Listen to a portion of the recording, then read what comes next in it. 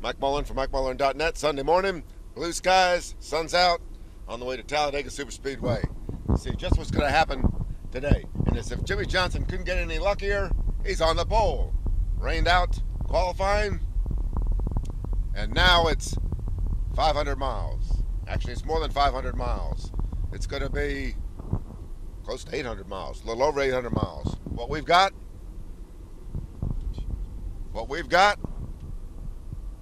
a doubleheader, another doubleheader.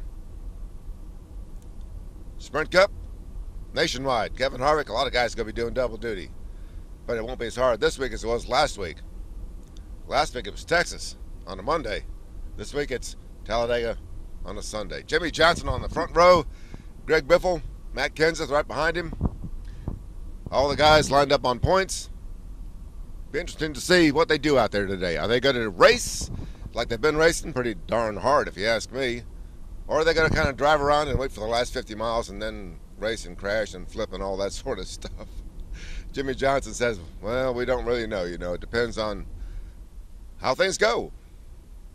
And I'm not so sure if we know how things are going to go. We don't even know what the carburetor plate's going to be today. We don't even know what the rear spoiler is going to be today. There was a lot of question on Friday when Jeff Burton looked really tough as to what they were going to do. Speeds were 199.5 miles an hour in the draft, leading the draft, which means about 205, 206 down the backstretch, something like that. Is that too fast? I don't know.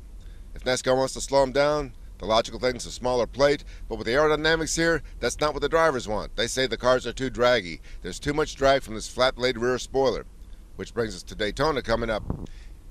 And they're going to repave Daytona, which is going to make it another Talladega, only narrower. And that's going to be kind of interesting to see how that works out. I don't know if the drivers are going to like that at all. Drivers say they like the idea of having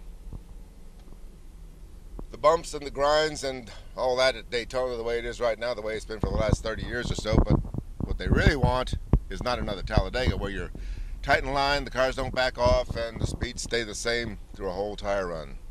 The way it is at Daytona right now, tires give up after about 10 or 12 laps, and cars get spaced out, and drivers feel more comfortable driving. Where we're going to go from Goodyear's standpoint, kind of hard to figure out.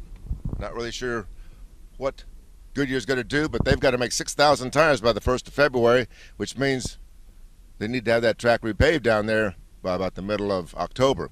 I'd like to see a test down there before the 1st of November, because once we come back to Talladega in the fall for the chase, it's Talladega, Texas, Phoenix, and Homestead, and I tell you, the chase, the playoffs, the travel schedule, there's not going to be much room to do any testing at Daytona if they wait that long.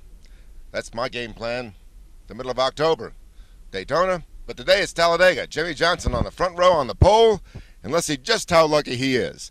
The Aaron's $4.99, the Aaron's $3.12 nationwide race. Whoa, going to be a long day, and we got sunshine. We survived the tornadoes. Mike Mullen, Sunday morning, Talladega SuperSpeedway for MikeMullen.net.